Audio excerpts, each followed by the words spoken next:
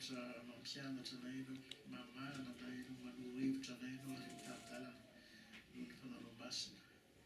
Ianao mitondra anay any amin'ny fahamarinana rehetra. Misaotra noho izay voarainay. Tehirivo izany Tompo anjara fiainanay ary tapetraka aminao manontolo koa. Nyvotoato ny teny faneva izay fakafakaina aminay eto. Tompo sokafo ny fonony tsirairay ary sokafo ny masony tsirairay mba handray zava-tsoa rehetra dia amin'ny zava-miafy no teninao. Dia ataonay voninahitra nanao izay ataonay eto amin'ny anaran'i Jesosy. Amen.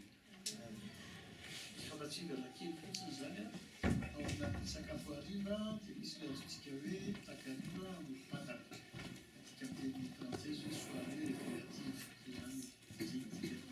Dia sambana tsara izany samba le chaque section doit réfléchir à ce qu'elle doit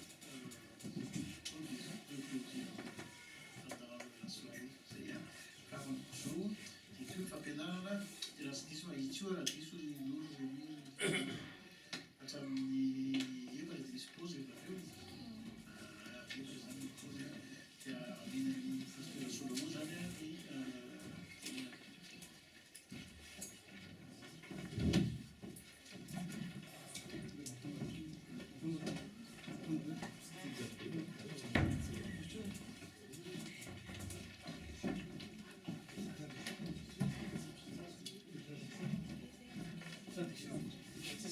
quelqu'un qui traduit ou pas? Fabiola est là? Fabiola, tous les enfants. D'accord.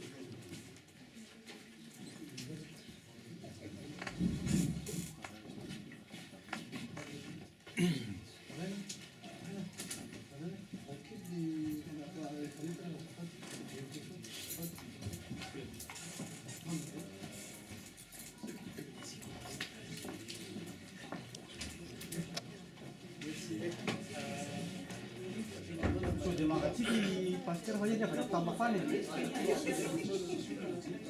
Sila sa tayo. Naramit siya papilaro eh. Merci kely amin'ny traducteur moa tsy afaka saintikanao